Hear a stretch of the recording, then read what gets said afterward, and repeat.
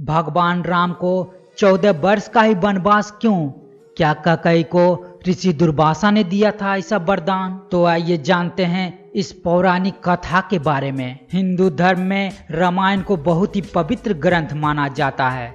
रामायण में भगवान राम के जीवन का उल्लेख मिलता है। रामायण का सार तो सभी लोग जानते हैं, लेकिन रामायण में कई ऐसी कहानियां हैं जिसके बारे में बहुत कम लोग जानते हैं। इन्हीं कहानियों में से एक कहानी राजा दशरथ की पत्नी कैकेयी को वरदान मिलने से जुड़ी है। इस वरदान के कारण ही कैकेयी ने प्रभु राम को 14 वर्ष के वनवास पर भेजा था। पर जो बताने जा रहा हूँ शायद उस पर आपको विश्वास ना हो, परंतु यह एक सत्य है। आप सभी लोग जानते हैं कि कैकेयी अपने पुत्र भरत से बहुत प्रेम करती थी, परंतु उसे राम से भी बहुत उम्मीदें थी।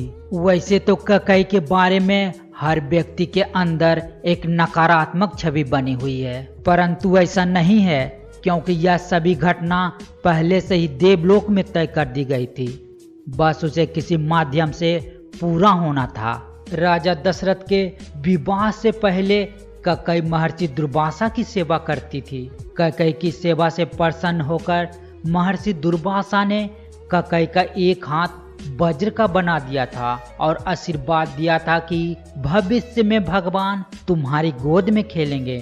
समय बीतता गया और कैकेयी का विवाह राजा दशरथ के साथ हुआ। कई सालों के बाद स्वर्ग में देवासुर संग्राम प्रारंभ हो गया।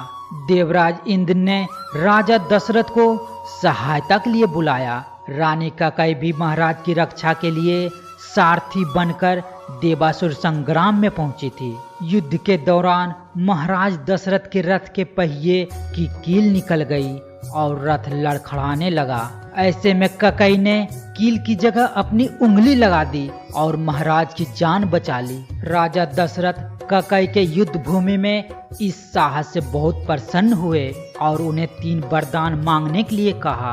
कैकेयी ने उस समय प्रेम बस में कह दिया कि इसकी जरूरत नहीं है, अगर कभी जरूरत होगी तो मांग लूंगी। कैकेयी ने राजा दशरथ को इसी वरदान के जाल में फंसा लिया और राम के लिए 14 वर्ष का वनवास मांग लिया। लेकिन राम के लिए कैकेयी ने 14 वर्ष का ही वनवास क्यों मांगा?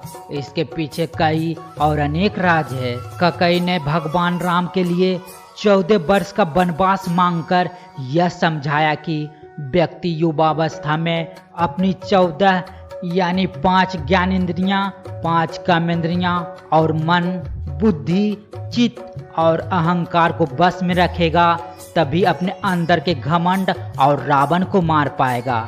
जिस समय यह घटना अयोध्या में घट रही थी, उस समय रावण की आयु में केवल 14 वर्ष ही शेष बचे थे। यह बात कैकेयी जानती थी। यह घटना तो अयोध्या में घट रही थी, लेकिन इसकी योजना देवलोक में बनी थी। कैकेयी को राम पर भरोसा था, लेकिन दशरथ को नहीं, क्योंकि वह राम के साथ पुत्र मोह में बंधे हुए थे। भगवान राम श्री हरि विष्णु के अवतार थे। यह सारी योजना उन्हीं की बनाई हुई थी। इस योजना में भगवान राम ने सरस्वती से मंथरा की मति में अपनी योजना डलवाई। मंथरा ने कैकेयी को वही सब सुनाया और समझाया जो सरस्वती करवाना चाहती थी। इसके सूत्रधार स्वयं भगवान श्री हरि विष्णु थे। उन्होंने ही यह योजना तैयार की थी। कैकेयी जानती थी कि यदि राम अयोध्या के राजा बन गए तो रावण का वध नहीं होगा। इसके लिए तप करना जरूरी था। कैकेयी चाहती थी कि राम केवल अयोध्या के ही सम्राट न बने रह जाए, वह विश्व के समस्त प्राणियों के हृदय के सम्राट बने। इसके लिए राम को अपनी समस्त शोधित इंद्रियों और अंतःकरण को तप के द्वारा सिद्ध करना होगा।